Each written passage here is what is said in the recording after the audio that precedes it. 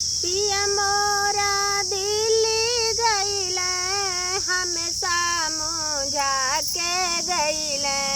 पिया मोरा दिल्ली गईले हमेशा मुझा के गईले। घर ही देवरवा उतापाती धन बच के रहिहा। घर ही देवरवा उतापाती धन तनी बच के रहिहा।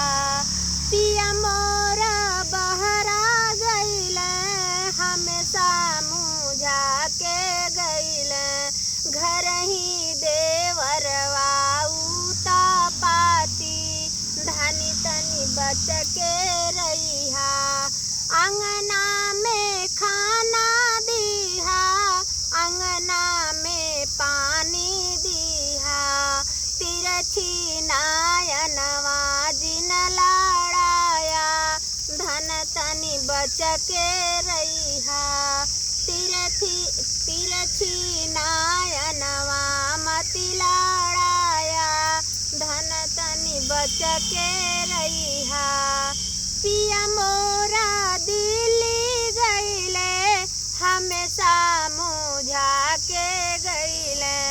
पिया मोरा बहरा गईले हमेशा मुझा के गईले।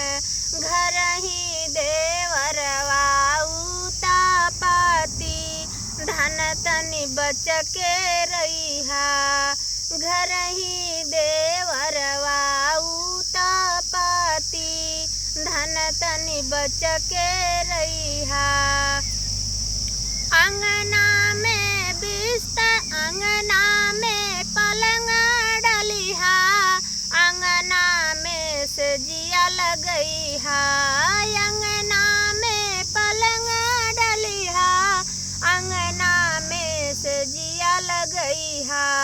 तिरछी नाजरिया जिन मिलाया धन तनी बच के रहिहा। तिरछी नाजरिया जिन लाड़ाया धन तनी बच के रहिहा। पिया मोरा बहरा गईले हमेशा मुझा के गईले।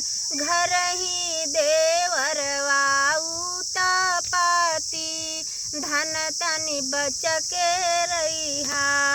घर ही देवरवा उतापाती धन तनी बच के रहिहा।